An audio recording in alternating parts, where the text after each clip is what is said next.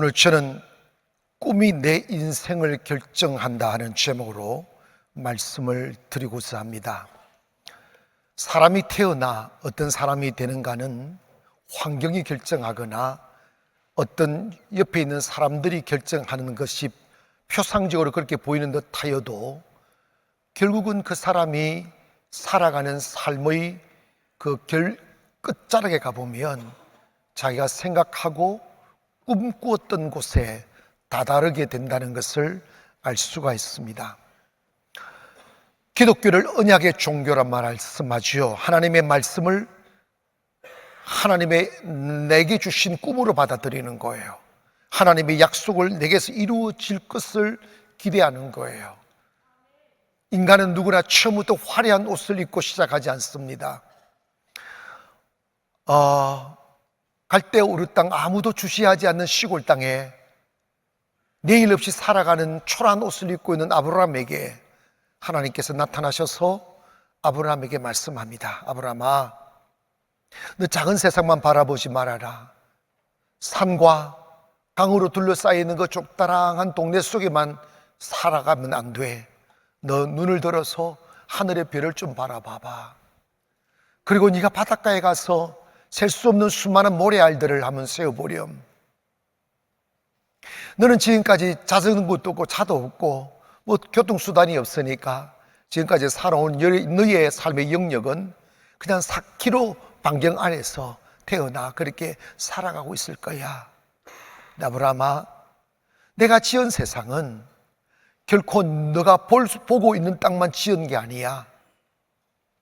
저 산 너머, 저 광야 너머 지중해도 있고, 또 저 너머 유럽도 있고, 미국도 있고, 프랑스도 있고, 아시아도 있고, 인도도 있고, 한국도 있고, 다 있다. 내 마음은 네가 살아가는 그 좁다란 동네에만 가 있는 것이 아니라 네가 경험하지 못한 저 넓은 세상 다 나 여호와 하나님이 지은 세상이야. 나 여호와 하나님은 크신 하나님이야. 나 여호와 하나님은 광대하신 하나님이야. 내 사랑과 내 진심을 담아 지은 너가 세상 다 다니며 내가 지은 웅장함과 위대함과 아름다움과 그 광대함을 노래하며 살기를 원한다. 가난에 치달리고 결핍에 치달리고 그리고 작은 삶에 묶여 살지 말고 너 기억해라. 네 인생은 네가 가진 것으로부터 출발하는 것이 아니다. 네 인생은 가슴에 담는 꿈으로 인하여 만들어질 거야.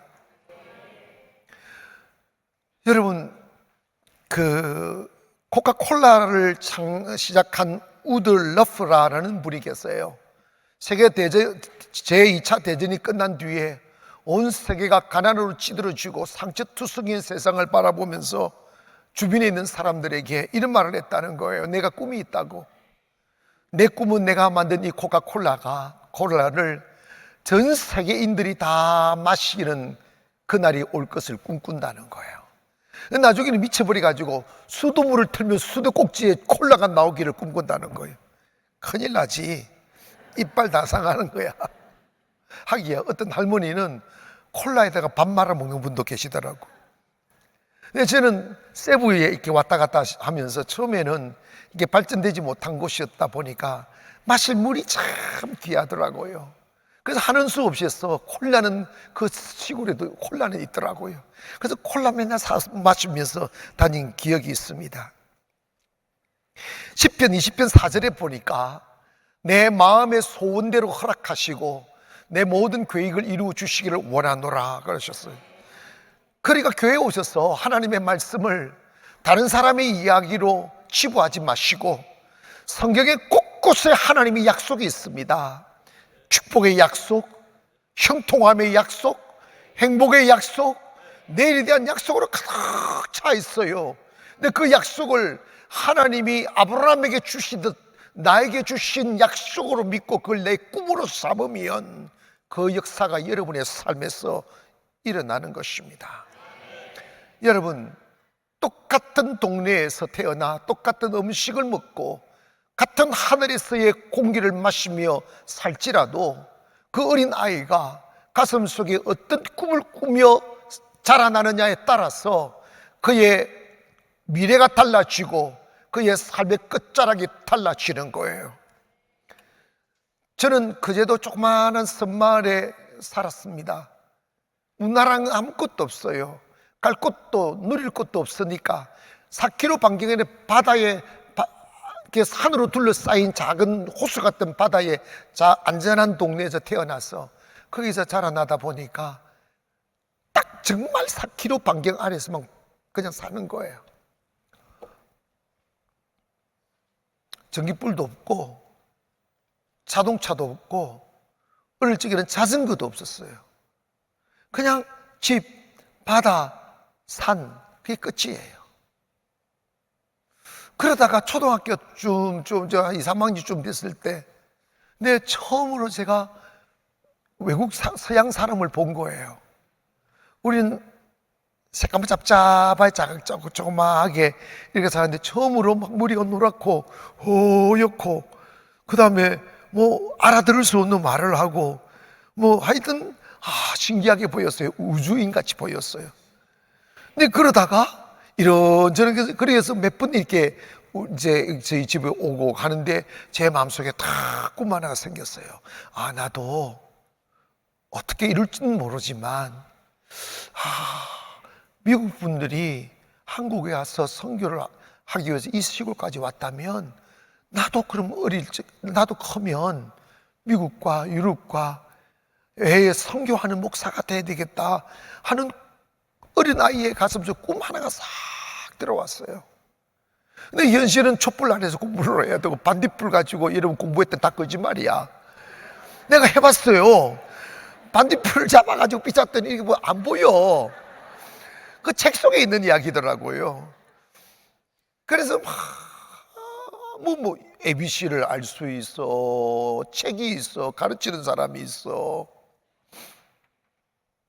그래가지고 제가 꿈을 꾸고 난 뒤에 소를 몰고 산에다가 풀어놓고 소는 이렇게 풀뜯게 내버려 두고 저는 이렇게 산에 있는 소나무를 차 앞에 두고 그날부터 영어로 설교하기 시작하는 거예요.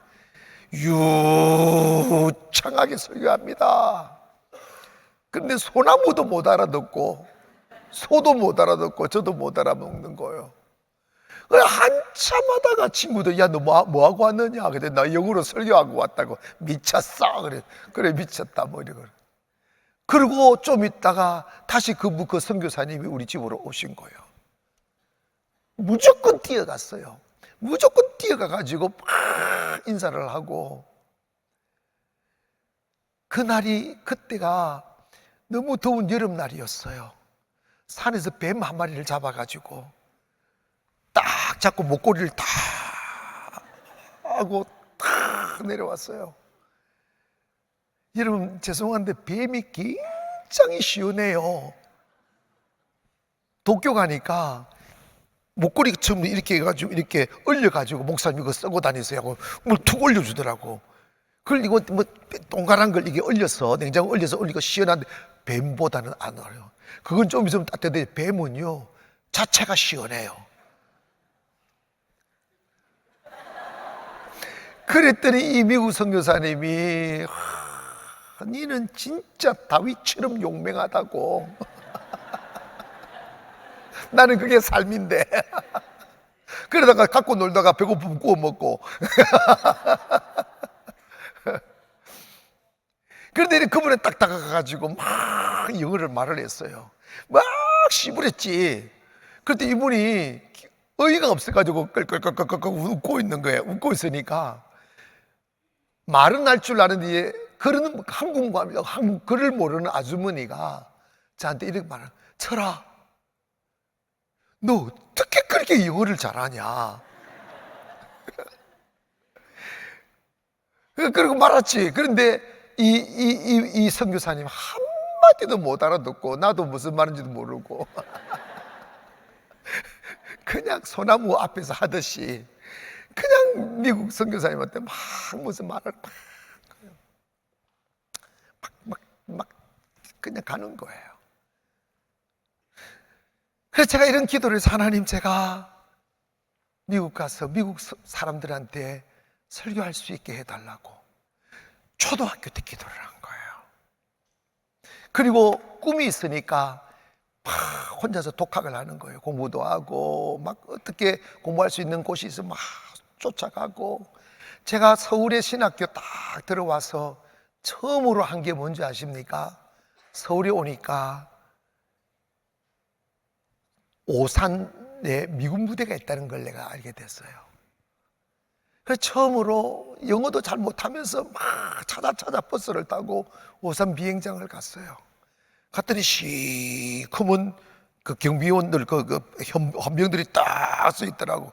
뭐라고 시부리. 내가 생각을 한 거야. 이 큰 부대에는 아마 교회가 있을 거야. 그 교회 군대 목사님을 채플린이라고 하더라. 그래가지고 뭐 채플린 뭐 이렇게 사니까 부대에서 그 교회에서 경비 그 정문으로 사람이 한 사람 나온 거예요. 그래가지고 나 그 사실은 이렇게 했어. 그랬더니 그 친구들이 신분증 있냐고 이제 신분증 맡기고 부대 안으로 처음으로 미국 무대를 들어간 거예요. 미국 무대 들어갔더니 채플린 있어요. 그 채플린 딱 만나가지고 한참 교제 좀 하다가 또 가고 또 그것이 이어지고 하다가 제가 91년도 처음으로 하와이를 간 거예요. 근데 송탄에서 교제했던 그 채플린이 하와이 히금 에어베이스에 있는 교회 담임 목사로 간 거예요. 근데 내가 하와이 왔다고 하니까 연락 와가지고 그분이 자기가 섬기는 미 공군 사령부인데 거기에 큰 교회인데 거기서 여러분 내보고 설교를 하라는 거예요. 내가 그래서 한 번도 미국 사람들한테 설교를 해본 적도 없고 깊이 대화해 본 적도 없고 근데 나는 무조건 예스맨이지. 좋다고. 그래서 나를 토요일 날 쟤를 데리고 와가지고 자기 있는 그 미군 부대에 있는 간사에 있는 집에다가 같이 자고 이제 주일날 예배인데 아니 토요일 날 내가 무슨 설교를 한다고 대답을 내가 영어로 설교를 다 쓸 수 있는 실력도 안 되고 그러니까 종이에다가 생각나는 대로 몇 장 적었어요. 이렇게 한 종이에다 이렇게 적어가지고 제목 좀 적고 이렇게 갔는데 근데 이게 우리 교회보다는 좀 작았어요. 이렇게 작은데 강단이 이렇게 높고 하와이가 더우니까 제가 이제 그걸 원고를 이렇게 놓고 기도라는 거 하고 있었어요. 기도를 하고 있으니까 내가 양복을 입고 딱 섰으니 그 도우는 분들이 날 시원하게 해준다고 선풍기를 이렇게 털어버린 거야. 선풍기를 털어버렸는데 나는 눈 감고 기도했으니까 눈 뜨고 보니까 원고가 저 밑에 떨어져 있는 거야. 까마다 가들어가 왜 이렇게. 그래서 내가 주소로 내려갈 수도 없고 그래가지고 그랬죠. 하나님 이거 무슨 상황입니까? 내가 원고를 보고 해도 내가 무슨 말인지도 모르겠는데 이거 어떤 상황입니까? 그때는 하나님 난 오순절을 기억합니다. 성령님이 알아서 하시라고. 그래가지고 성령님께 처음에는 막 얼어가지고 여러분 생각해봐. 맨날 한국 사람만 보다가 까만 사람, 하얀 사람, 검은 사람, 하얀 사람 이게 쫙 앉아있어 보세요. 이게 그 하늘에 한국 사람 내가 딱 혼자야. 그런데 몇 마디 인사하고 에따 모르겠다 막 그냥 주여 성령님이 알아서 하시라고 막 시부렸어. 그야말로 성령님이 주시는 감동으로 시부린 거야. 그랬더니 이게 알아듣는지도 모르겠고 근데 내가 용기를 얻은 게 여러분 앉아서 설교 듣지만 미국 사람도 그걸 잘 하더구만. 중간중간 오예스 프레이즈 로 하면서 막 박수를 치고 그러더라고. 그래서 알아듣는가 보다. 그래서 그 당시에는 비디오도 없고 뭐 카메라도 귀하고 그런 시절인데 어느 미국 사람이 그걸 갖다가 비디오를 찍은 거야. 비디오를 찍어가지고 제가 올 때 그걸 선물로 주더라고요. 그게 우리 집에 갑오예요. 갑오인데 어디 있는지도 모르겠어요. 여러분 그렇게 그렇게 기도하다 보니까 하나님의 은혜를 주시는 거예요. 사랑하는 여러분, 우리가 교회 다니면서 가장 중요하게 여겨야 될 것 하나가 있어요. 오늘의 편안한 삶을 동경하지 말고 내일의 꿈을 꾸는 사람이 되어야 돼요. 지금 내가 입고 있는 이 옷이 나의 운명도 아니고, 지금 내가 살고 있는 초라한 집이 나의 미래가 아니라고요. 예수 믿는 사람들에게는 지금 적당하게 배부르게 살아 내일 없이 안전한 삶에 취해 사는 것보다 오늘 먹을 것이 없고, 오늘 편히 쉴 공간도 없고, 오늘 내가 편안하게 살 집이 없어 위기라서 또다시 꿈을 꾸는 것이 더 위대한 거예요. 그래서 우리의 마지막이 하나님의 시작이라는 거예요.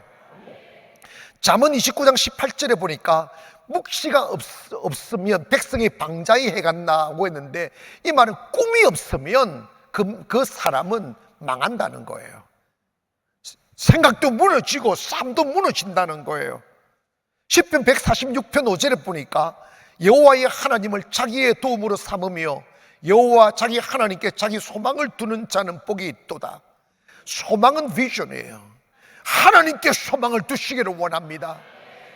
지금 내가 꿈꾸는 것이 사치처럼 느껴지는 초라한 현실의 고개를 떨구며 주저앉아 있을지라도 여호와 하나님께서 내게 말씀하시고, 아브라함에게, 그 시골댁인 아브라함에게 축복의 말씀을 주셔서 그 꿈을 이루어 가게 하신 하나님, 오늘도 나에게 초라한 옷을 입고 있는 나에게 오셔서 나에게 꿈을 주시고 더 나은 내를, 더 넓은 세상을, 더 높은 곳을 향하여 날아오르도록 하시는 분이 하나님이시므로, 교회에 오셔서 여러분 생각을 바꾸시고 하나님의 생각을, 하나님의 꿈들을, 하나님의 말씀을 내 안에 딱 받아들이고 아멘 하면 그것이 현실로 이루어진다는 걸 믿기를 원합니다.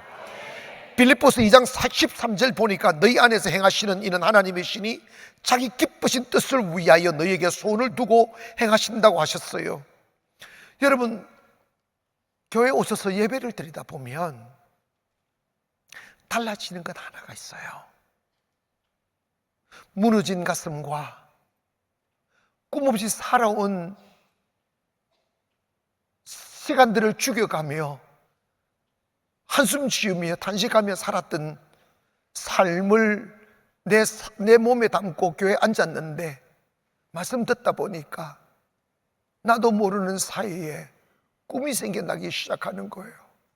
아, 나도 더 아름다운 삶을 살 수 있겠구나. 나도 이 찢어지는 가난을 털어내고 손 벌리며 살던 나였지만 이제는 베풀며 사는 삶을 살 수 있겠구나. 나에게도 어제보다 더 아름다운 날이 오겠구나. 나도 산을 올라야지. 나도 강을 건너야지. 나도 저 바다를 건너야지 하는 꿈들이 생겨나는 거예요.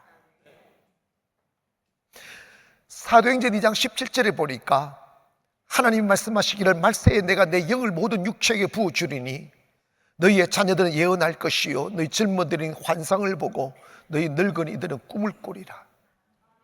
여러분, 젊은이들도 환상을 꾼다. 환상을 본다는 더 나은 내일을 바라보는 거예요.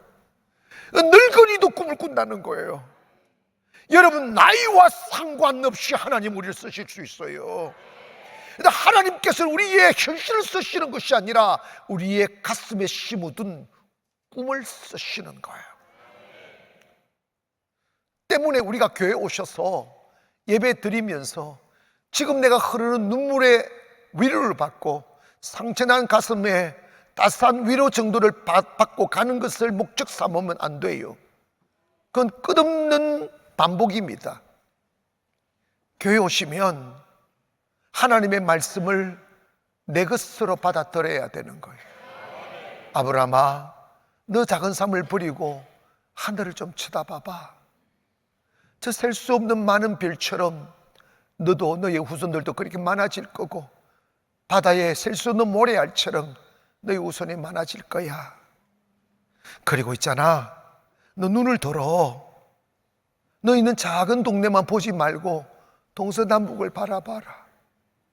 저 산 너머 바다가 있고 바다 건너 큰 도시가 있단다. 그리고 5대양 6대주가 있단다. 그 모든 세상은 다 내가 지은 거야. 어딜 가나 내가 거기 있고, 나는 너에게만 관심이 있는 게 아니라 전 세계에 흩어져 있는 모든 열방을 향하여 나 눈은 가고 있어. 누가 나의 사람일까? 누가 나와 함께하는 사람일까? 나의 꿈을 자기 꿈 삼아주는 사람. 내 눈이 가는 곳에 눈이 가고 내 마음이 가는 곳에 마음을 주는 사람이 나의 사람이란다. 내 꿈이 아무리 적다 하여도 인간의 큰 꿈보다 더 크다. 내 생각은 너보다 크다. 내 생각은 동이서에서 먼 것처럼 멀고 다르다 하시며, 교회에 오셔서 말씀을 들을 때 고립되고 그리고 고정되고 다 갇혀있는 생각의 틀 속에서 빠져나와 다른 분도 인정하고 다른 세계에 있음을 인정하고 하나님이 주시는 큰 꿈을 향하여 나래짓을 하는 사람이 되어야만 합니다. 시골에 태어나 75년이란 긴 세월을 작은 세상 속에 살아가 작은 삶을 사는 것이 몸에 배어버린 이 아브라함에게 하나님이 말씀하셨습니다. 창세기 12장 1절에 보니까 여호와께서 아브라함에게 이르시되 너는 너희 고향과 친척과 아버지 집을 떠나 내가 내게 보여줄 땅으로 가라. 내가 너로 큰 민족을 이루고 내게 복을 주어 내 이름을 창대하게 하리니 너는 복이 될지라. 너를 축복하는 자에게는 내가 복을 내리고 너를 저주하는 자에게는 내가 저주를 내리리니 땅의 모든 족속이 너로 말미암아 복을 얻을 것이니라. 갈대우르 땅은 지금 이란 그 어디 이름 모를 작은 땅입니다. 그런데 하나님께서 그에게 꿈을 심어주는 거예요. 너는 75세일지라도 넌 아직 젊었어. 너 아직 기회가 있어. 그리고 75년간 살아온 몸에 배어져 있는 작은 삶을 털어내라.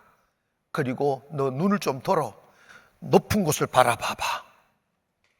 동서남북을 바라봐봐. 그리고 너 있잖아, 그 4km 반경 속에 살아가는 그 작은 삶을 벗어버리고 너 다시 먼 곳을 향하여 발을 내디뎌봐.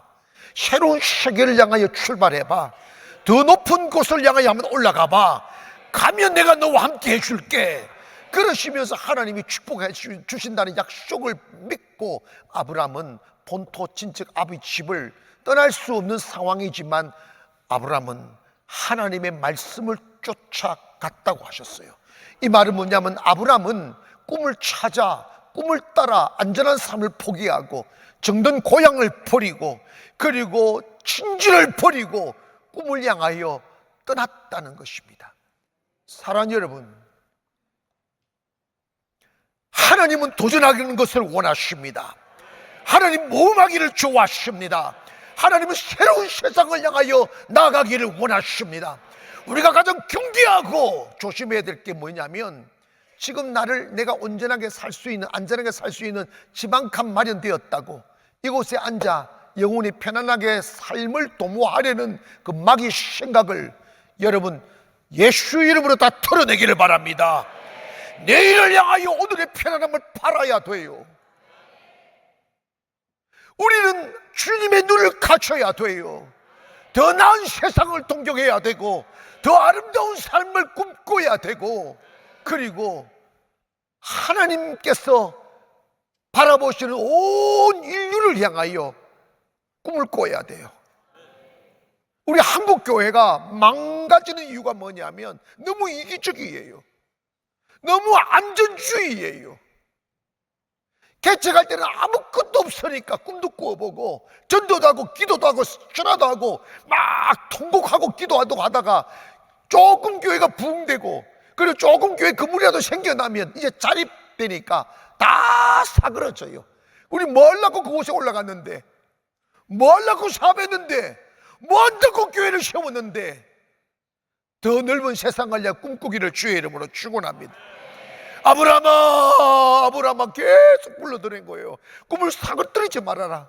꿈을 죽을 터이지 말아라. 꿈을 포기하지 말아라. 사랑하는 성도 여러분, 우리가 살다 보면 때론 꿈꾸는 것이 사치처럼 느껴지는 순간이 옵니다. 나는 너무 작고 힘이 없고 가난하고 한정된 능력으로 더 넓은 세상, 더 큰 세상에 오른다는 게 가슴만 저려오고 마음의 부담감만 느껴지지 이루어질 확률이 제로라고 느껴지니까 마음이라도 편하려고 꿈을 접어버리며 살잖아요. 근데 그 나머지의 인생이 편해질까요? 아니요. 그는 삶을 킬링하는 시간이에요. 사랑하는 여러분, 우리는 하루를 살아도 꿈꾸며 사는 것이 그리스도인이에요. 성령이 들어오면 꿈이 들어와요. 크게 고백합니다. 성령을 받으면 꿈을 꾸게 된다. 다시 한번 시작. 아멘.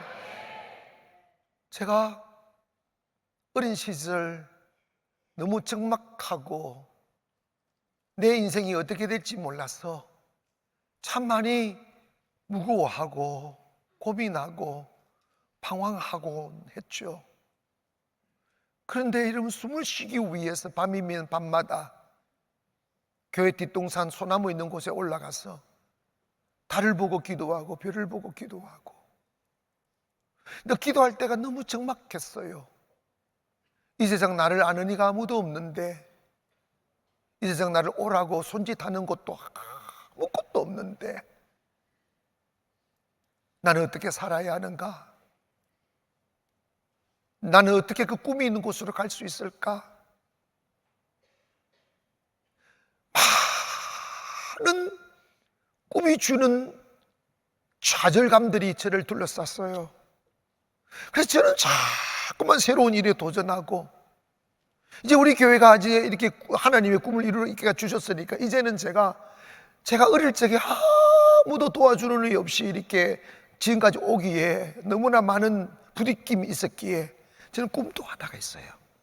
우리 젊은이들, 우리 학생들 전 세계를 무대로 삼고 살아갈 수 있는 틀을 닦고 싶어요. 그래서 제가 많이 고민하다가 이번에 7월 달에 미국으로 건너가요. 이제 안 옵니다, 이제.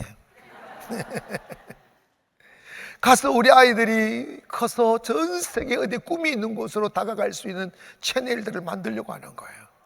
사랑하는 여러분이요, 기억하세요. 하나님은 꿈꾸는 사람을 쓰십니다. 하루는 마틴 루터 킹이라는 분 아시잖아요. 이분이 어린 시절 백인 친구와 놀다가 흑인이라고 왕따당하고, 백인 친구의 부모님이 야 저런 애들하고 놀지 말라고 하는 소리 듣고 너무 슬프고 너무 아프고 너무 왕따당하고 외로워서 어린 시절 이런 꿈을 꾼 거예요. 내가 크면 피부 색깔 때문에 평가받고 왕따당하고 그리고 소외당하는 그런 슬픈 삶을 살지 않는 세상 만들어야 되겠다. 열심히 공부해서 집내기 목사가 됩니다. 그리고 인권운동가가 됩니다. 어느 날 그 워싱턴 대행진이라는 백인들의 100만 명이 더 모이는 그곳에서 이런 연설을 하게 되었습니다. 나는 꿈꾸노라. 언젠가 나의 아이들이 피부의 색깔이 아닌 그 인격의 내용에 따라 평가받는 나라에서 사는 날을 꿈꾼다. 그리고 나는 꿈을 꾸는데 언젠가 흑인 소년과 소녀가, 백인 소년과 소녀가 손을 잡고 형제와 자매로 같이 지낼 날을 꿈꾼다. 골짜기가 메워지고 언덕이 낮아지며 여호와의 영광이 나타나고 모든 인간이 그것을 우러러 보는 날이 올 것이다.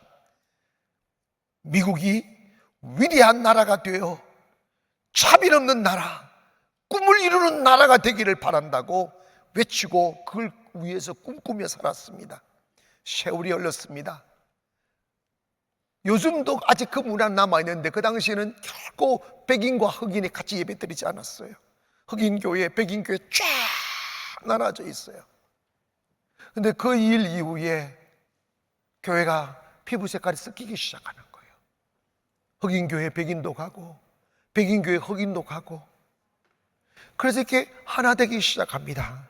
세월이 흘렀습니다. 있을 수 없는 일이 벌어졌습니다. 2009년도 유나이티드 스테이츠는 이 미 합중국의 대통령 44대 대통령이 흑인인 버락 오바마가 당선됩니다. 노예를 삼았던 흑인, 무시하고 사람 취급하지 않았던 그 나라에서 흑인을 대통령이 되는 역사가 일어난, 이거는 기적 같은 이야기예요. 사랑하는 여러분, 우리가 꿈을 꾸면 내가 꿈을 이루는 것이 아니고 그 꿈을 내 믿음 삼으면 하나님이 역사하사 그 꿈을 이루게 하시는 거예요. 그래서 교회는 예배만 드리는 곳이 아니라 교회는 성도들에게 꿈을 심어주는 곳이어야만 합니다. 마가의 다락방에 모여 예배할 때 성령이 임하여서 주신 그 말씀, 모든 육체에게 꿈을, 영을 부어주는데 너희 자녀들이 예언하고 너희 젊은이 환상을 보고 너희들은 꿈을 꾼다. 이게 성령이 하시는 역사예요. 근데 여러분, 사실은 우리가 세상이 힘들어서 못 사는 게 아니에요. 여러분이 살아가실 때 성령 주도적으로 살고 계시는지 아니면 마귀한테 지나치게 공격받고 짓눌려 사시는지를 어떻게 알면 되느냐 하면, 마귀가 여러분의 영을 확 짓누르게 되면 나타나는 현상이 딱 하나 있어요. 그게 뭐냐면, 첫째로 살기가 싫어져요. 살기가 싫으셔서 한번 손들어 볼래요? 살기가 싫어져요. 그리고 남편도 아내도 옆에 꼬라지가 보기 싫어. 사람은요, 사람을 사랑하여 행복해지는 거예요. 크게 아멘 합시다. 절대로 화려한 환경이 행복을 주는 게 아니에요. 내 곁에 있는 사람이 좋아야 행복하는 거예요. 그런데 여러분, 뭐 미니에서 좋고 잘생겨서 좋고 다 그거 다 꽝이야. 그냥 내 안에 사랑이 들어오고 여백이 들어오면 다 좋은 거예요. 크게 아멘. 그리고 진짜 마귀가 다 우리를 짓누르면 제일 먼저 사라지는 게 희망이 사라져버려요. 희망이 주변에 없는 것이 아니에요. 희망이 보여지지 않고 마귀가 하는 일이 희망을 보는 눈을 어둡게 만들어 버리는 거예요. 희망이 없다 보니까 만사가 다 괜찮고 놓아버리고 싶고 주저앉아버리고 싶고 그만 살고 싶고, 그럼 뭐 내가 스스로 죽을 수는 없으니까 나머지 인생을 그냥 치르고 가서 접고 그냥 존재감 없이 그냥 저푸른 초원도 아니고. 여러분, 요즘에 전원주택이 똥값 된다잖아. 도시의 삶에 지쳐서 전원주택 가다가 1년 살아보니까 울려고 내가 왔나 하더란다. 그래가지고 도시로 올라오니까 팔려고 하니까 반값도 안 되잖아. 여러분, 이거 있지 않습니까? 마귀가 딱 들어오면요, 꿈이 사라져요. 이게 문제예요. 살고 싶어지질 않는 거예요. 그런데 성령 딱 교회에 오셔서 성령을 다 받고 나면 똑같은 옷을 입고 똑같은 하늘 아래에서 똑같은 공기를 마시는데 그냥 살고 싶어져요. 안 살고 싶습니까? 막 살고 싶어져요. 그리고 꿈이 생겨나요. 아, 나에게도 내일이 있겠구나 하는 가능성 말입니다. 교회를 다니면서 마귀가 지배하는 교회에 다니면 교회의 생명력이 사라져요. 여기 가도 원망, 저기 가도 불평. 근데 성령이 충만한 교회는 여기 가도 감사, 여기 가도 웃음. 아멘 합시다. 여기 가도 소망이 넘치는 소리들이 들리는 거예요. 여러분, 정말 예수 믿으면요, 꿈이 생기는 거예요. 루돌프 보렌이라는 목사님은 설교에 관하여 이렇게 말씀하셨습니다. 설교는 성도들에게 환상을 주는 것이다. 여러분, 내가 환경이 좋아서 꿈을 꾸는 게 아니에요. 꿈을 꾸면 현실로 다가오게 만드는 것이 하나님의 능력임을 믿기를 바랍니다. 그러므로 여러분의 마음이 처지고 무너지고 깎여나가고 주저앉고 싶을 때 좋은 환경을 달라고 기도하지 마시고 여러분을 무너뜨릴 마귀를 몰아내기를 원합니다. 절망을 주는 사탄은 떠나갈지어다. 나 무르치 않다. 여러분, 제가 송도 가나안교회 개척해 놓고 빨리 환경이 바뀌어지 조그마한 상가에서 1년, 2년, 3년 지나면서 꿈이 자꾸 깎여 내려가는 거예요. 근데 예배가 중요하고 기도가 중요한 것은 주님께서 저에게 주신 것은 환경을 바꿔준 게 아니에요. 주님께서 예배 드릴 때마다 너 낙심하지 말아라. 네가 꿈을 꾸고 있는 게 돈이 드는 게 아니다. 꿈을 줄이지 말아라. 주워 담고 주워 담다 보니까 때가 되니까 모든 것이 이런 씨를 뿌릴 때가 거둘 때가 있잖아. 하나님의 때를 기다려야지. 때가 되니까 하나님이 지금의 가난을 만들어 주시더라고요. 긴 시간도 아니잖아요. 15년 지났어요. 딱 10년, 8년 만에 이 교회 짓기 시작했다고. 여러분 잘 기억하세요. 하나님 앞에서 꿈을 제가 여러 번 그랬어요. 너무 힘이 들고 너무 부딪히고 너무 현실이 답답해서 내가 살기 위해서 조그마한 곳이라도 만들어가지고 땅 집으려고 했더만 그때만 하나님이 다 막으시는 거예요. 하나님 다 막으시더라고요. 그 꿈을 포기하지 말라고.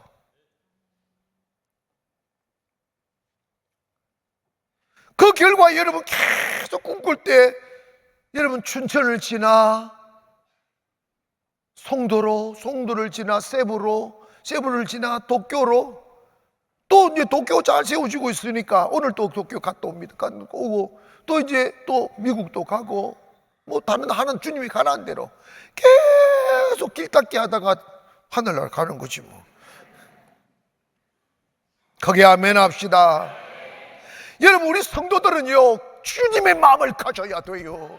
주님의 마음이 가는 곳에 내 마음이 가고 주님이 눈이 가는 곳에 내 눈이 가고 주님이 원하시는 곳에 나도 가 있는 주님의 품을 가지고 세상을 품어야만 합니다. 하나님은요 온 세상에 관심이 있어요. 너희는 온 천하에 다니며 만민에게 복음을 전하라. 나는 처음 미국 갔을 때 미국 교회에서 설교했다. 그래서 내가 미국에 어느 신학교로 졸업했냐 그러더라고. 나는 오늘 내 미국 처음 왔다고 그랬어. 안 믿더라고. 안 믿어요. 그래 설교 끝나고 나니까 미국 사람들이 와가지고 막 나를 그런 거 있어. 뭐 이러지 않는 거 이런 거. 여러분 잘 기억하세요. 기도하는 대로 된다. 꿈꾸는 대로 된다. 교회 오셔서 꿈을 꾸지 못하면 그건 그래. 그래서 사람이 아닌 것 같아. 옆에 분들 우리 인사합시다. 오늘 이 말씀 들으면서 큰 꿈을 꾸십시다. 고백합시다. 주님, 저도 꿈을 가지겠습니다. 아멘. 여러분이 힘들고 초라하고 아플수록 더 큰 꿈을 가지세요. 그리고 그 꿈을 이루려고 달려가기를 원합니다.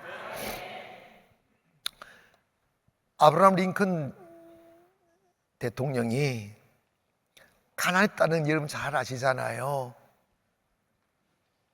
어린 시절 정말 슬픈 광경을 목도하게 됐습니다. 한 번은 시장을 나가보니까 세상에 똑같은 사람이고 똑같은 아들이고 똑같은 딸인데 피부 검다고 흑인 집에 들어가 노예상들이 강제로 두드리 패고 칼로 위협하고 해서 부모로부터 딸을 떼내고 아들을 떼내고 끌고 와서 시장에다가 세워놓고 노예로 파는 거예요. 10살배기 어린 딸들이 아버지와 엄마한테서 떼어나와서 팔려 어디로 갈지 모르는 그 공포 속에서 떨고 울고 불안에 덜덜덜 떠는 모습들, 그 모습을 바라보는 엄마의 눈물, 그 모습을 바라보는 아버지의 통고, 너무 가슴에 저리고 아파서 하나님께 기도하는 거. 하나님, 내가 크면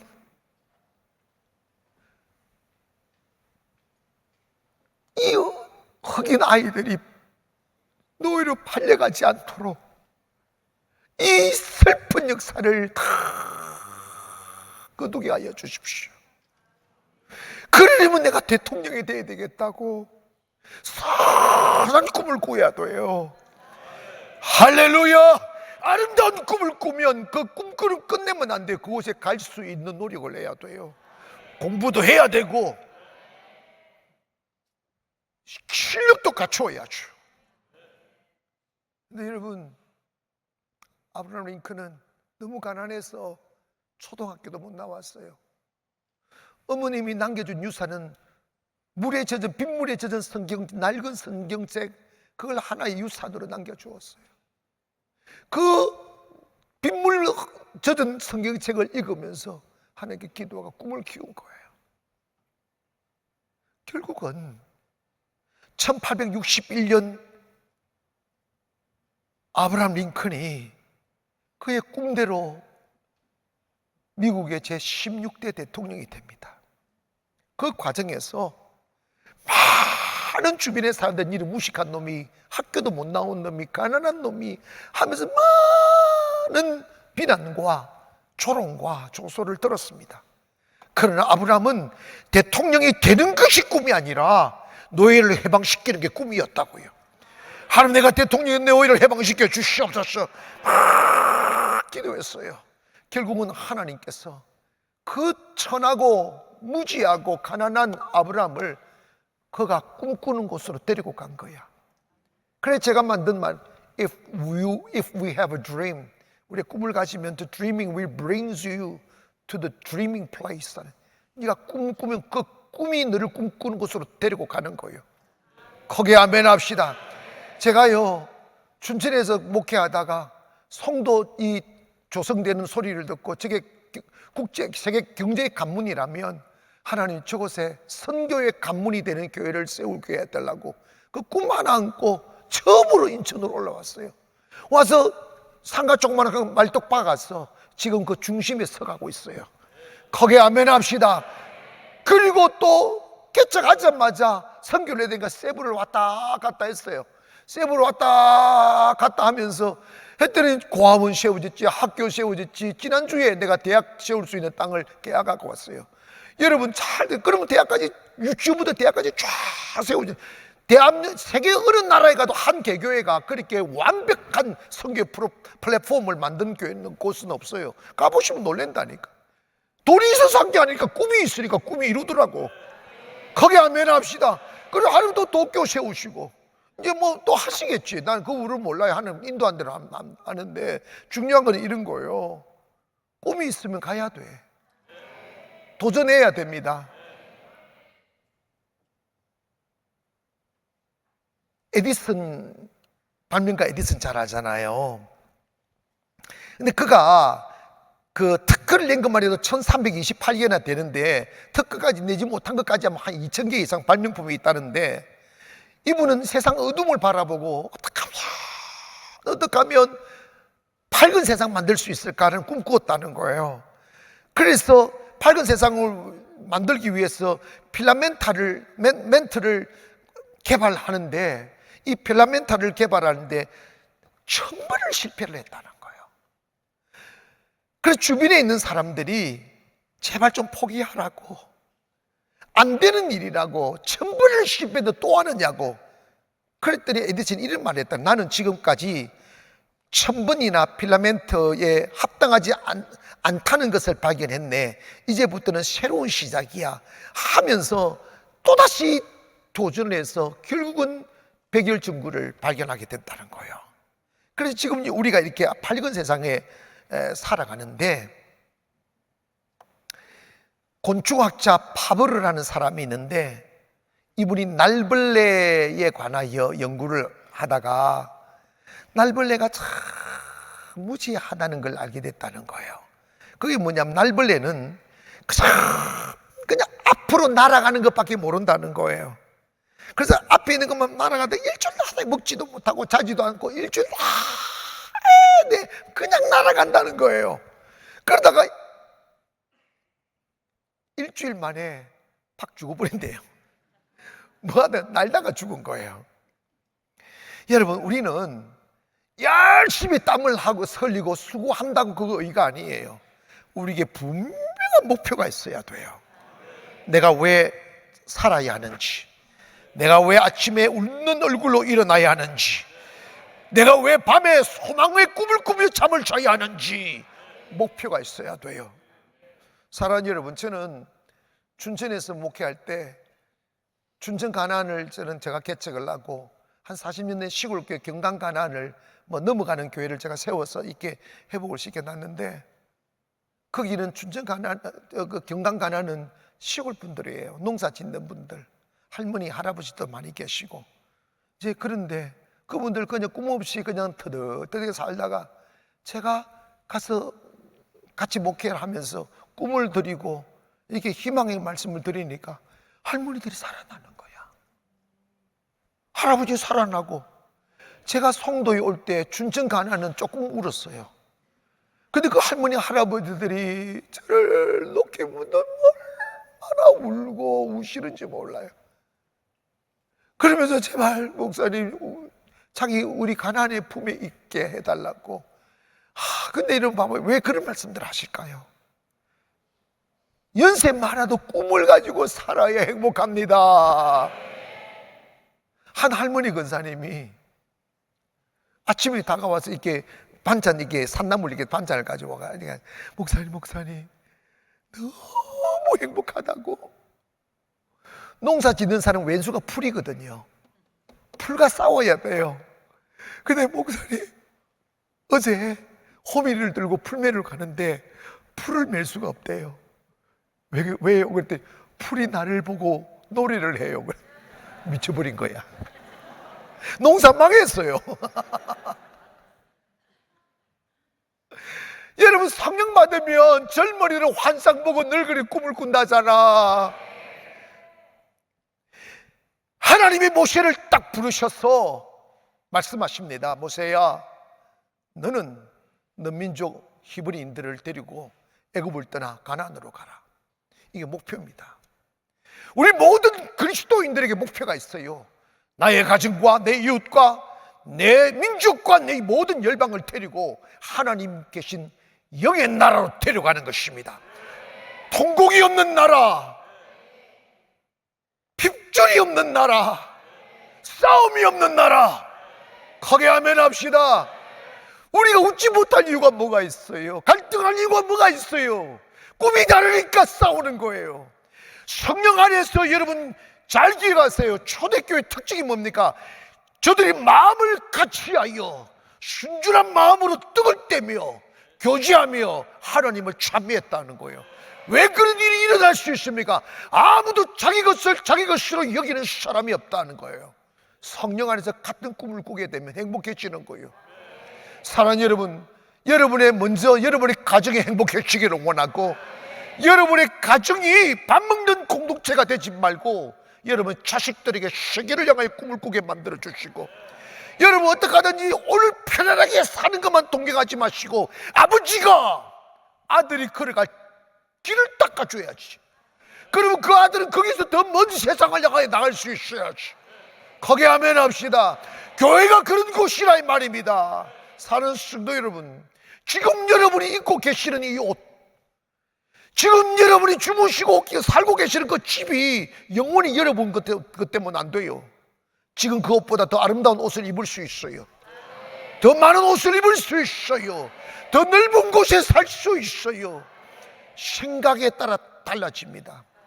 제가 태국에 산골 마을에 교회를 3개 지어 주었어요.